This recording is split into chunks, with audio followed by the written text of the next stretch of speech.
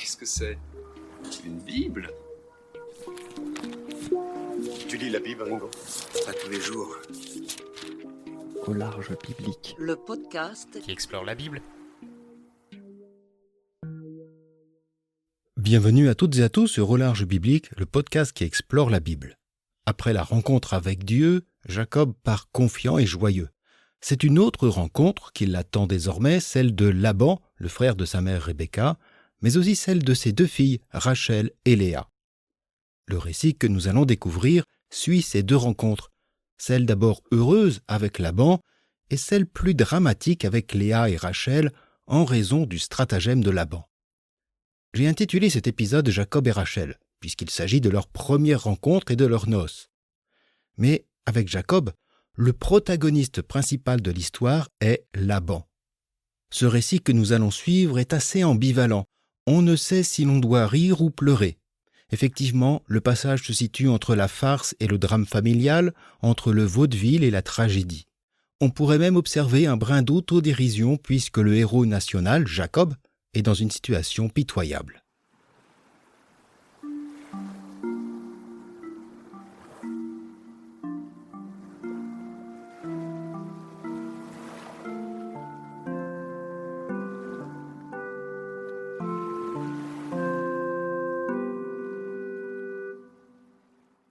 Jacob se mit en marche et alla au pays des fils de l'Orient. Jacob regarda, et voici qu'il y avait un puits dans la campagne. Il y avait là 3 troupeaux de moutons couchés près du puits, car c'était à ce puits qu'on abreuvait les troupeaux.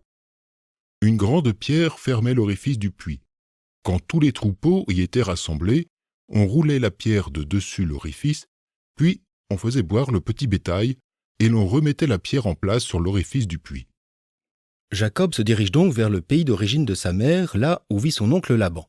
Vous avez entendu avec le précédent épisode que Jacob s'y dirigeait en portant ses pieds, exprimant son enthousiasme après les promesses divines et celles notamment de le protéger durant ce voyage. Et il en sera ainsi, du moins dans un premier temps. Vous avez remarqué qu'il est encore question d'une pierre, mais celle-ci est différente, elle n'est pas celle d'un endroit désert qui a servi de stèle à la porte du ciel de Béthel. Elle sert à sécuriser un puits. Si hier la pierre rappelait la communication avec Yahvé, la pierre de ce puits a davantage une explication sociale. On attend que tous les troupeaux soient rassemblés pour l'enlever et leur permettre de s'abreuver. De manière équitable, tous partageront l'eau et l'effort du puisage. Mais la pierre ferme le puits. On attend donc d'autres troupeaux. Cet usage sera encore souligné par la suite.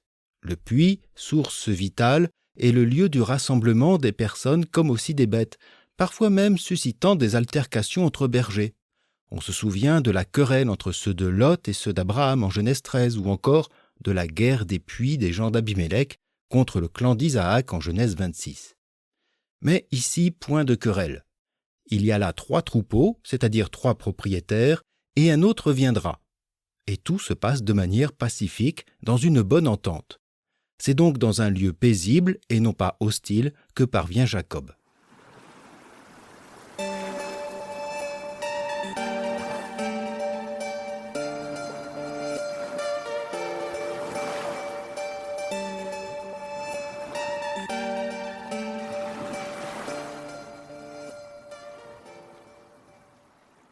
Jacob dit aux gens, « Mes frères, d'où êtes-vous » ?« Nous sommes de Haran, répondirent-ils. » Il leur dit, « Connaissez-vous Laban, fils de Nahor » ?« Nous le connaissons, répondirent-ils. » Il leur dit, « Va-t-il bien » ?« Il va bien, répondirent-ils. Voici sa fille Rachel qui arrive avec les moutons. » Il reprit, « Voyez, il fait encore grand jour, ce n'est pas le moment de rassembler le bétail. Faites boire les moutons et allez les faire paître. » Ils répondirent, « Nous ne le pouvons pas tant que les troupeaux ne sont pas tous rassemblés. Alors on roule la pierre de dessus l'orifice du puits et nous abreuvons les moutons. » Jacob parlait encore avec eux lorsque Rachel arriva avec les moutons qui appartenaient à son père, car elle était bergère. L'intrigue joue sur la focalisation. Ainsi, les 3 questions de Jacob, « D'où êtes-vous ? Connaissez-vous Laban ? Et va-t-il bien ? » ou littéralement « Est-il en paix ?» permettent de passer de cette vague région d'Orient à Haran, d'Haran à Laban, et de Laban à son entente avec ses bergers. Et la venue de Rachel confirme cette entente autour de ce puits. De même, on est passé de la description du puits, source de vie comme de querelle, au dialogue avec des bergers, aux réponses plus que succinctes, et à la rencontre rassurante d'une bergère, Rachel, la fille de Laban. Ce jeu de focalisation, comme le montrera aussi la suite du récit, insiste sur la quête de Jacob. Trouver Laban, le fils de Nahor, ce parent chez qui il pourra trouver l'hospitalité, de quoi manger et se vêtir. Finalement, cette première approche pourrait répondre aux 3 conditions demandées à Dieu dans le vœu de Jacob. En lui faisant rencontrer des bergers pacifiques et le conduisant chez Laban, Dieu le garde dans le voyage. Et chez son oncle, il pourra trouver du pain à manger et des habits à revêtir. Encore faut-il être accueilli par Laban.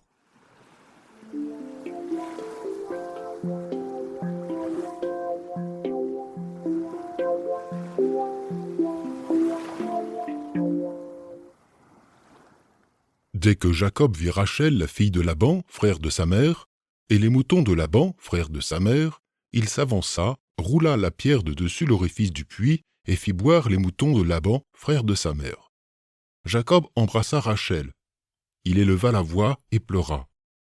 Jacob apprit à Rachel qu'il était le parent de son père et le fils de Rebecca. Elle courut en informer son père. Dès que Laban entendit parler de Jacob, fils de sa sœur, il courut à sa rencontre. Il l'étreignit, l'embrassa, l'amena chez lui. Jacob lui raconta toute l'affaire. Laban lui dit « Tu es sûrement mes os et ma chair. » Et Jacob habita pendant 1 mois avec lui. Un homme étranger au lieu, un puits où se rassemble un troupeau, et l'arrivée d'une jeune fille, fille du chef du clan, la scène est typique des récits d'épousailles. On se souvient du serviteur d'Abraham arrivant à Haran, dans le clan de Nahor, et guettant près d'un puits l'arrivée d'une promise. Ce sera Rebecca. On observe la même situation dans la rencontre, cette fois mouvementée, entre Moïse et Tsipora en Exode 2. Mais ici, ce n'est pas l'épouse que cherche Jacob, mais son parent.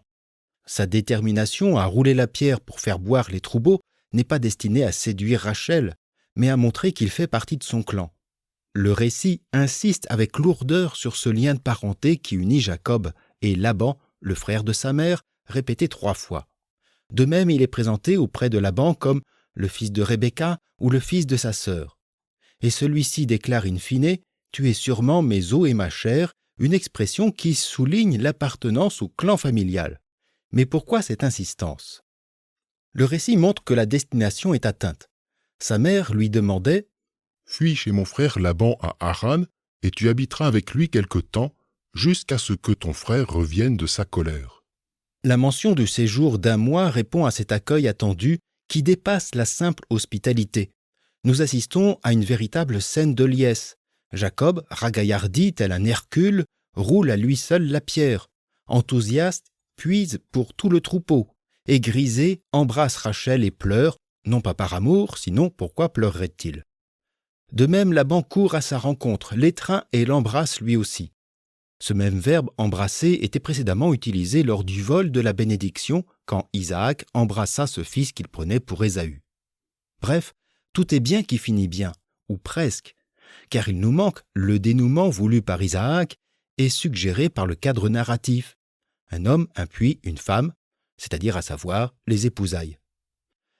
Dès lors, le récit pourra raconter le retour de Jacob, l'homme protégé et exaucé par le Dieu de Béthel. L'histoire aurait effectivement pu être celle d'un conte de fées, mais rien ne se passera comme souhaité, car derrière les belles apparences et les affects peuvent se cacher bien des perversions.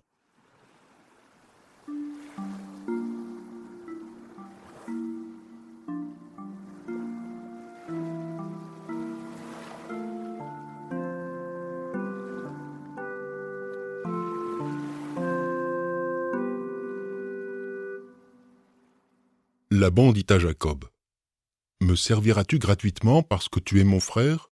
Indique-moi quels seront tes gages. » Or Laban avait 2 filles. L'aînée s'appelait Léa et la cadette Rachel.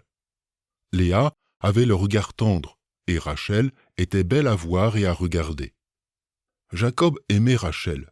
Il dit, « Je te servirai 7 ans pour Rachel, ta fille cadette. » Laban reprit, « Pour moi, il vaut mieux te la donner que la donner à un autre. Reste avec moi. » Jacob servit 7 ans pour Rachel, et ils lui parurent quelques jours tant il l'aimait. C'est donc 1 mois après sa venue qu'a lieu la demande en mariage attendue. C'est à cette occasion que le narrateur précise que Jacob aime Rachel. Son nom, Rachel, signifie brebis. Le nom de sa sœur, Léa, signifie génisse. Il n'y a rien de péjoratif dans le nom de cette dernière qui veut évoquer la fécondité.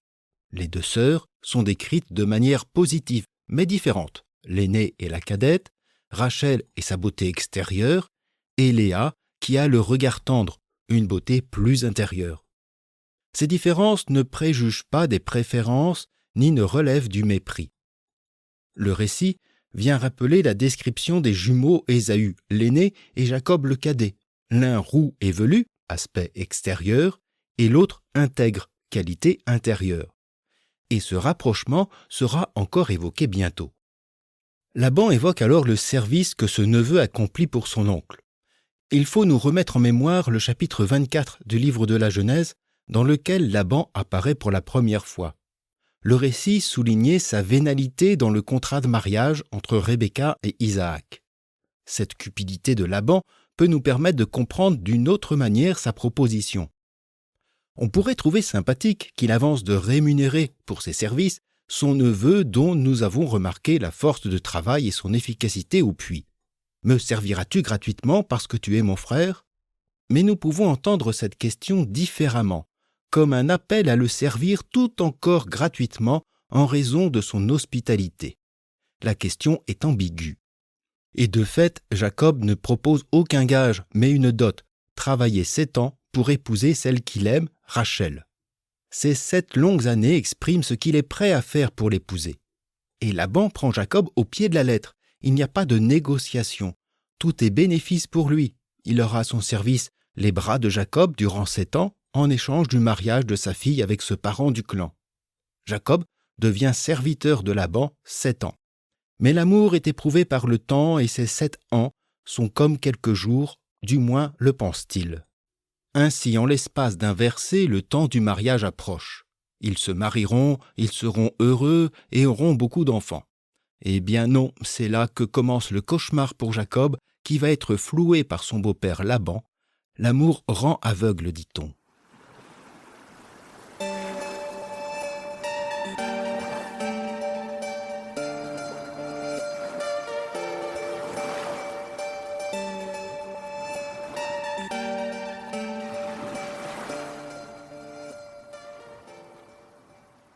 Jacob dit alors à Laban, « Donne-moi ma femme, mon temps est accompli et je veux aller vers elle. » Laban rassembla tous les gens du lieu et fit un banquet. Le soir venu, Laban prit sa fille Léa et l'amena à Jacob pour qu'il allât vers elle. Laban donna à sa fille sa servante Zilpa, qui devint la servante de sa fille Léa. Et au matin, surprise, c'était Léa, et Jacob dit à Laban, « Que m'as-tu fait là? Ne t'ai-je pas servi pour Rachel? Pourquoi m'as-tu trompé ?» Laban répondit, « Ce n'est pas la coutume chez nous de donner la cadette avant l'aînée. Achève la semaine de noces de celle-ci et l'autre te sera aussi donnée pour le service que tu feras encore chez moi pendant 7 autres années. » C'est ce que fit Jacob, il termina la semaine de noces de Léa et Laban lui donna sa fille Rachel pour femme. Laban donna pour servante à sa fille Rachel sa servante Bilha. Jacob vint aussi vers Rachel et il aimait Rachel bien plus que Léa. Il servit encore Laban pendant 7 autres années. On peut déjà remarquer que l'auteur biblique place l'initiative du mariage dans la bouche de Jacob qui réclame son dû, si l'on peut parler ainsi, à un Laban silencieux. Celui-ci organise le banquet puis échange secrètement pour la nuit de noces l'aîné à la cadette. Et au matin, surprise, c'était Léa. La scène est risible. On peut s'étonner que Jacob ne se soit pas aperçu de la supercherie avant son réveil. Il ne sert à rien de chercher une explication dans l'ivresse supposée de Jacob, dans la noirceur de la nuit ou dans le voile d'une mariée. Rien n'est dit, et cela à dessein. Il s'agit de souligner le caractère grossier de la supercherie qui rappelle celle de Rebecca et de son fils travestis grossièrement en Ésaü. Et là encore, mais inversement, l'aîné est substitué à la cadette, pour respecter le droit d'aînesse, dit Laban. Un Laban qui n'avait jamais évoqué cette condition auparavant. Bien plus, il abuse des sentiments de Jacob envers Rachel pour lui imposer encore 7 années de service gracieux. C'est lui, cette fois, qui détermine le salaire de la dot, et même s'il s'agit de la cadette, il ne lui donnera pas moins d'années à accomplir. Il en fait quasiment son esclave. Ironiquement et dramatiquement, Jacob, qui a tenté de tromper son frère Ésaü par 3 fois, est maintenant celui qui a été trompé. Je rappelle que le nom Jacob, Yaakov, peut être associé au verbe hébreu akav, qui signifie tromper. Le droit d'aînesse qu'il désirait s'accaparer autrefois devient maintenant pour lui une charge et un tourment de 7 autres années de service dont on ne dit plus qu'il passe comme quelques jours. C'est une éternité qui s'impose à Jacob. Et Rachel et Léa dans tout cela. Elles ne sont que des marchandises interchangeables qui ne servent qu'au profit de leur père. Dans ce passage, jamais Laban nomme ses filles par leur nom. Il s'agit de l'aînée ou de la cadette ou encore de celle-ci et l'autre. Achève la semaine de noces de celle-ci et l'autre te sera aussi donnée. L'une et l'autre reçoivent de lui chacune, en guise de dot ou de dédommagement, Zilpa pour Léa, Bila pour Rachel.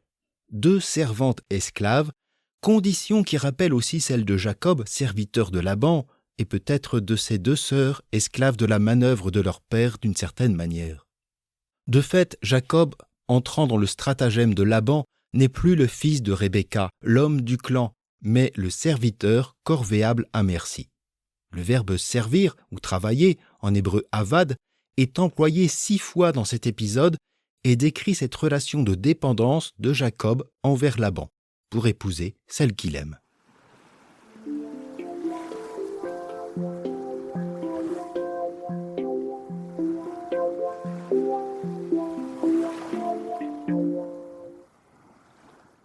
Le récit du, ou plutôt des mariages de Jacob, invite à nous rappeler que dans le contexte du livre de la Genèse, les personnages sont aussi des métaphores des peuples. Ésaü pour Édom, Jacob pour Israël, Ismaël, fils d'Agar, pour les Ismaélites, et il en sera de même pour Léa et Rachel, mères des tribus à venir. Même si la pratique de la bigamie a pu exister à un moment donné de l'histoire d'Israël, elle n'est pas validée pour autant en Genèse. Au contraire, elle est toujours narrativement source de conflits. Je voulais préciser cela. On peut se demander, à ce stade du récit, où est ce Dieu Yahvé rencontré à Bethel ? A-t-il tenu ses promesses dans les conditions que lui imposait Jacob, à savoir le garder sain et sauf jusqu'à destination ? Ça, c'est fait. Jacob demandait aussi d'avoir de quoi manger et se vêtir. Chez Laban, il peut aussi être assuré de cela. Pour autant, sa situation chez Laban n'est pas meilleure qu'à son départ de Canaan. Certes, conformément au souhait de Rebecca, il a trouvé refuge chez son oncle. Mais le refuge est devenu prison, comme le service est devenu servitude. La protection attendue s'est muée en emprise. Nous en reparlerons. Certes, conformément au souhait d'Isaac, il a trouvé une épouse, et même 2. Mais à quel prix, et surtout pour quel avenir ? Dans l'épisode prochain, le récit nous fera entendre le conflit qui va opposer ces sœurs épouses de Jacob dans une étrange course à la fécondité. D'ici là, je vous souhaite une bonne journée, une agréable soirée, et je vous dis à bientôt sur Au Large Biblique.